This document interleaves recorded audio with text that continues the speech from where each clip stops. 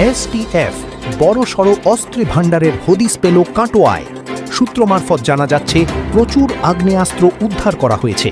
গ্রেফতার করা হয়েছে ৩ জনকে। মাটি খুঁড়ে বার করা হয়েছে এই সব অস্ত্র। গ্রেফতার ৩ দুষ্কৃতী। তাদের কাটোয়া থেকে নিয়ে কলকাতার উদ্দেশ্যে রওনা দিয়েছে এসটিএফ।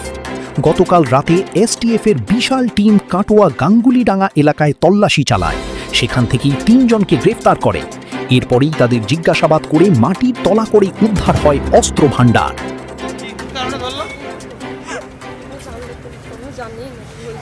পুলিশ কখন গিয়েছিল? সন্ধ্যের সময়। দিয়ে তারপর তখন থেকে ছিল পুলিশ।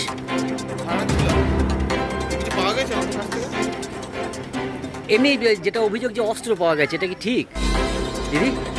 কিন্তু অস্ত্র পাওয়া গেছে, পাওয়া গেছে বাড়ি থেকে? বাড়ি থেকে পাওয়া গেছে? না, বাড়ি থেকে কিছু পাওয়া যায়নি। বাড়ি থেকে কিছু পাওয়া যায়নি।